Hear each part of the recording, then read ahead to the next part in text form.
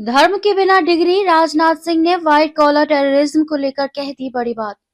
रक्षा मंत्री राजनाथ सिंह ने शुक्रवार को कहा कि देश में व्हाइट कॉलर टेररिज्म जैसी चिंताजनक प्रवृत्तियां सामने आ रही हैं, जहां अत्यंत शिक्षित लोग समाज और राष्ट्र के विरुद्ध कार्य करते हैं।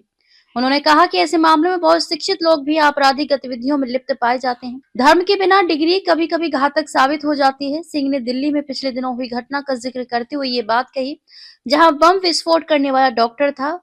वो यहाँ एक विश्वविद्यालय के स्थापना दिवस को संबोधित कर रहे थे। राजनाथ सिंह ने कहा कि धर्म और नैतिकता से विहीन डिग्री समाज के लिए उपयोगी नहीं होती है तथा कभी-कभी ये घातक भी सिद्ध हो जाती है।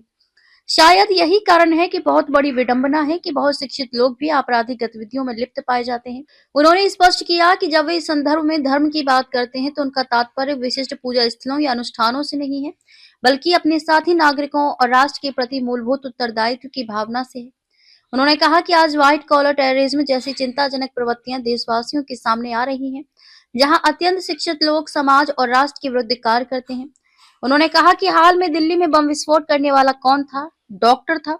वरना जो डॉक्टर पर्चे पर हमेशा आरएक्स लिखकर प्रिस्क्रिप्शन लिखते हैं, उन डॉक्टरों के हाथ में आरडीएक्स हो। इसलिए आवश्यक है कि ज्ञान के साथ साथ संस्कार भी होना चाहिए, चरित्र भी होना चाहिए। उन्होंने कहा कि हमारा प्रयास है कि हम भारतीय शिक्षा के मूल स्वरूप को बनाए रखते हुए उसे नए युग के साथ तालमेल बनाए रखने के लायक भी बनाए। उन्होंने कहा कि प्रौद्योगिकी में बदलाव आ रहा है, इससे कृत्रिम मेधा, मशीन लर्निंग तथा अन्य तकनीकी हमारे जीवन और काम करने के तरीके को पूरी तरह से बदल रही हैं। हमें इनका सकारात्मक इस्तेमाल करते हुए भारत के विकास को नई गति देनी होगी।